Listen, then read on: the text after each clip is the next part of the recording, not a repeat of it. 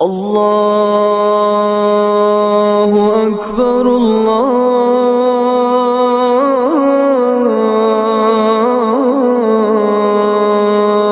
اکبر۔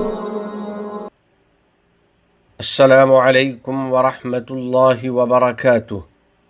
برادران ملت اسلامیہ، نبی کریم صلی اللہ علیہ وسلم کا ارشاد ہے، بلا شبہ بدن میں ایک گوشت کا ٹکڑا ہے، جب وہ درست ہوگا تو سارا بدن درست ہوگا، اور جب وہ بگڑا تو سارا بدن بگڑ گیا۔ سن لو، وہ ٹکڑا آدمی کا دل ہے۔ تو دل کا کام اعضاء و جوارح کو چلانا اور انہی کسی کام کا حکم کرنا ہے۔ دل ہی کے ذریعے تدبر و غور و خوض کیا جاتا ہے۔ دل ہی انسان کو نیکی و بھلائی پر ابھارتا ہے۔ اللہ تعالیٰ کا ارشاد ہے، ان فی ذلک لذکری لمن کان له قلب۔ ترجمہ، بے شک اس میں اس شخص کے لیے بڑی عبرت ہے جس کے پاس دل ہو۔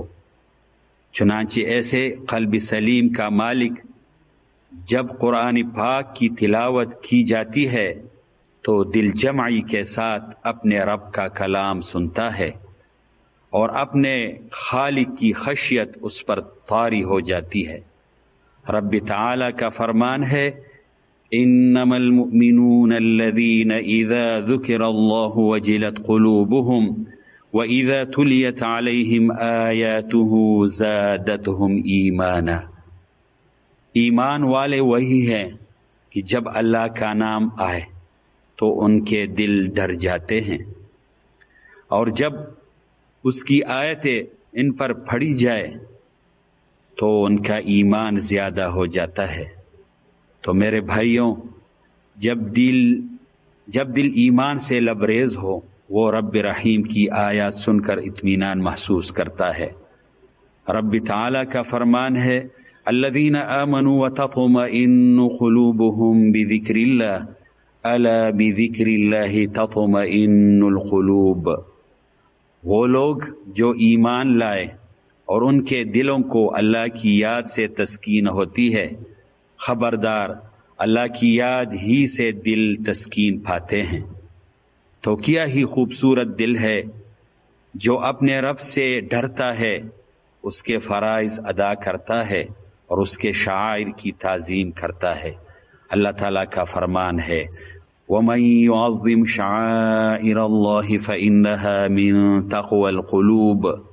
اور جو شخص اللہ کی نامزد چیزوں کی تعظیم کرتا ہے سو یہ دل کی پرہیزگاری ہے۔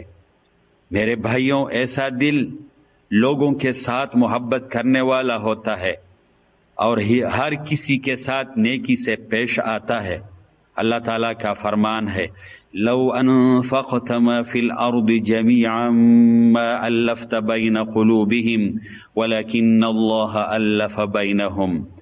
جو کچھ زمین میں ہے اگر سارا تو خرچ کر دیتا ان کے دلوں میں الفت نہ ڈال سکتا، لیکن اللہ نے ان میں الفت ڈال دی۔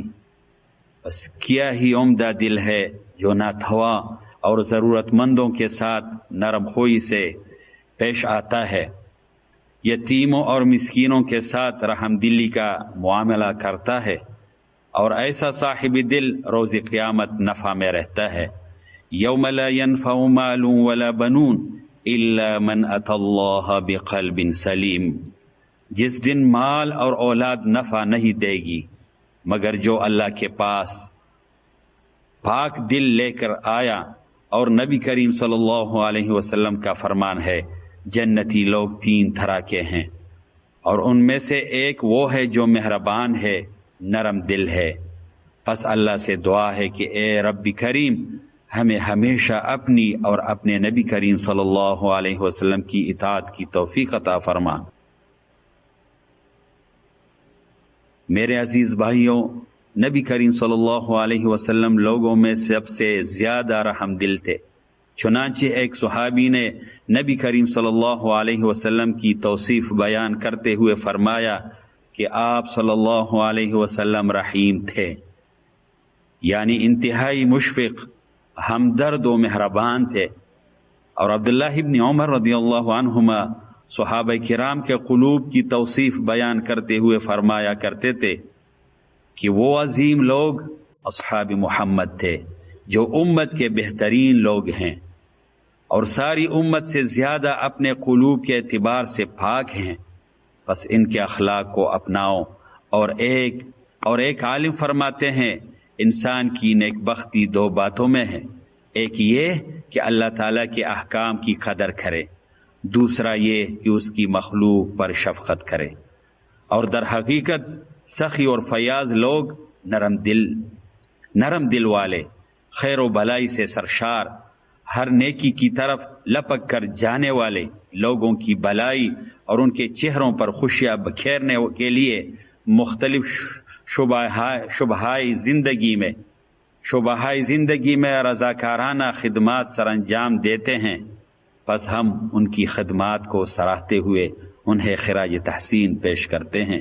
اسی طرح ماں باپ اور اساتذہ کرام کو چاہیے کہ وہ نوجوان نسل کے دلوں میں تطوعاً یعنی رضاکارانہ خدمات انجام دینے کی اس اہمیت کو اجاگر کرے کہ خدمت خلق عظیم انسانی اقدار اور اعلیٰ تہذیبی طرہ امتیاز میں سے ہے کہ جس کے کرنے پر ہمیں دین حنیف نے ابھارا ہے اور ہمارے معاشرتی اخلاق نے اسے بلند رتبہ دیا ہے۔